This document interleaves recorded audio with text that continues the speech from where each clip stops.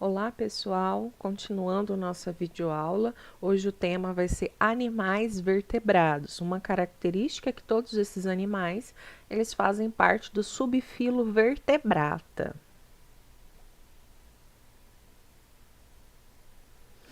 Os animais vertebrados do subfilo Vertebrata, como o próprio nome diz, são aqueles que possuem como principal característica a coluna vertebral.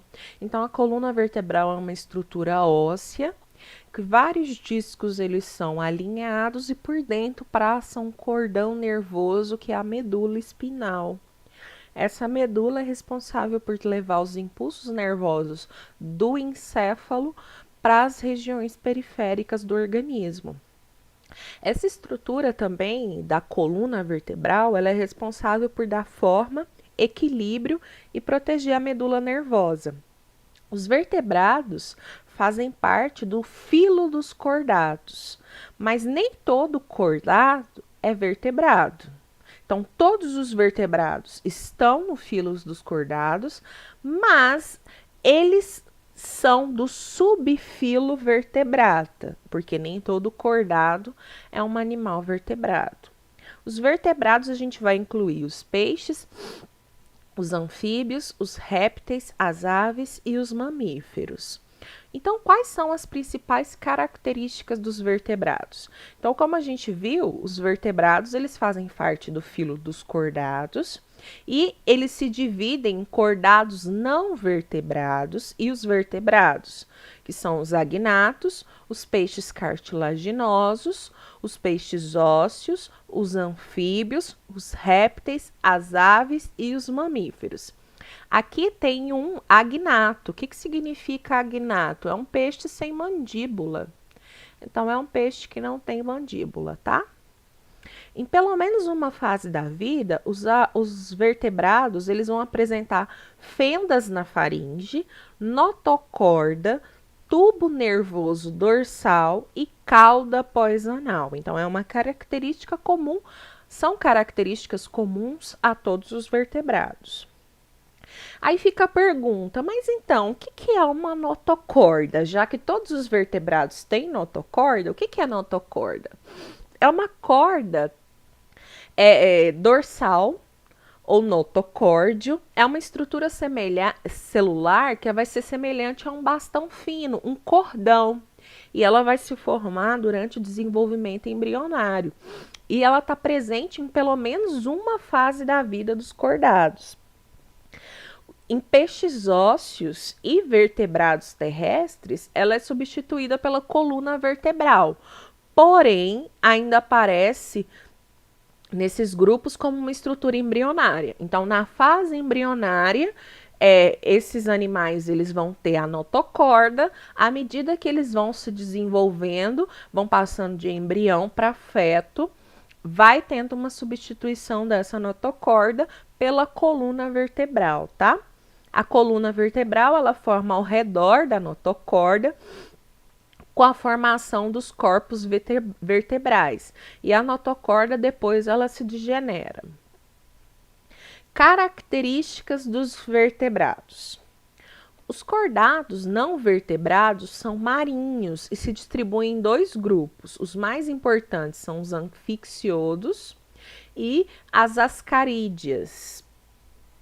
Os vertebrados do subfilo vertebrata apresentam algumas inovações evolutivas em relação aos cordados não vertebrados.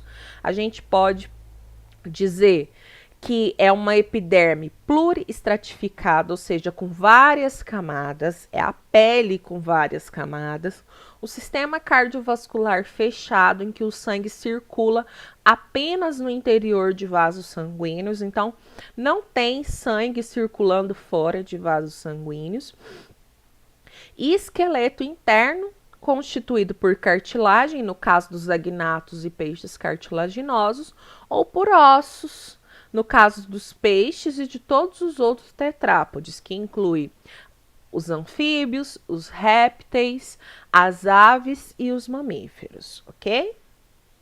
Os peixes, eles podem ter dois tipos de esqueleto, esqueleto cartilaginoso ou esqueleto ósseo.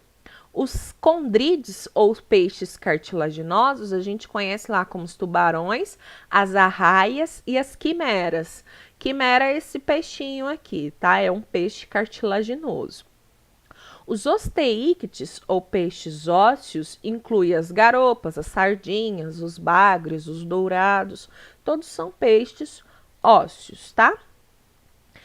A epiderme desses peixes é pluriestratificada, significa que tem mais de uma camada, tem glândulas, mucosas e vai produzir uma secreção que deixa a superfície do corpo desses peixes lisa, facilitando o deslocamento na água. E entre os anexos embrionários mais evidentes que a gente tem são as escamas, tá? Os peixes apresentam sistema digestório completo com digestão extracelular. O que significa digestão extracelular? A digestão não vai acontecer dentro da célula. Vai ter um aparelho digestório com estômago, intestino, enzimas digestivas que vão fazer esse processo de digestão. Eles possuem mandíbulas e, em geral, eles têm dentes, tá? Pelo esôfago, o alimento ele vai alcançar o estômago e desse ele passa para o intestino, que termina no ânus, no peixe ósseo e na cloaca, nos peixes cartilaginosos. Cloaca, gente, é porque esses peixes, eles não têm sistema urinário e sistema digestivo separado. Eles vão liberar pelo mesmo canal que a gente chama de cloaca.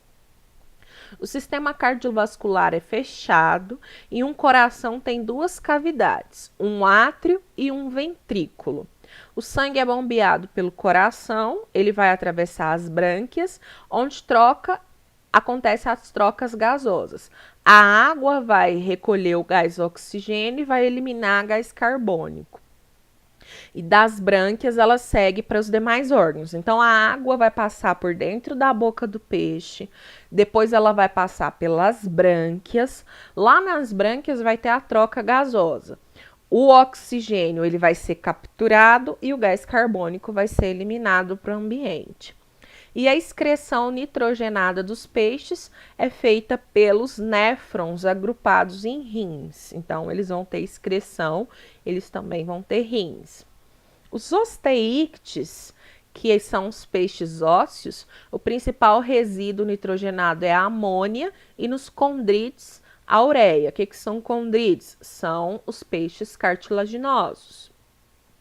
Em geral, os peixes são dioicos. O que é dioicos? Tem macho e fêmea. São organismos distintos. Os condrídeos têm fecundação interna, tá? E modificações na nadadeira do macho que funciona como um órgão copulador. Os osteídes, na maioria das vezes, ele tem fecundação externa, com desenvolvimento direto. Então, por exemplo, o tubarão, ele é um peixe cartilaginoso, então ele é um condrite. Que nesse grupo vai ter fecundação interna. O macho, ele vai depositar os espermatozoides dentro do organismo da fêmea, num órgão que vai acontecer o desenvolvimento dos filhotes. Os osteídes, que são os peixes ósseos, a fecundação é externa. Então, a fêmea vai buscar um local protegido, ela vai depositar os ovos e depois o macho vem em seguida e deposita o esperma em cima desses ovos. Então, a fecundação ela vai acontecer fora do organismo, ela é externa. E desenvolvimento direto, o que significa isso? Não tem o estágio larval. Vai ser um desenvolvimento direto. Ok, pessoal? Na próxima aula, a gente estuda os outros grupos de organismos que fazem parte do filo dos vertebrados, do subfilo vertebrata. Espero que tenha ajudado vocês e qualquer dúvida estou à disposição. Abraços, até a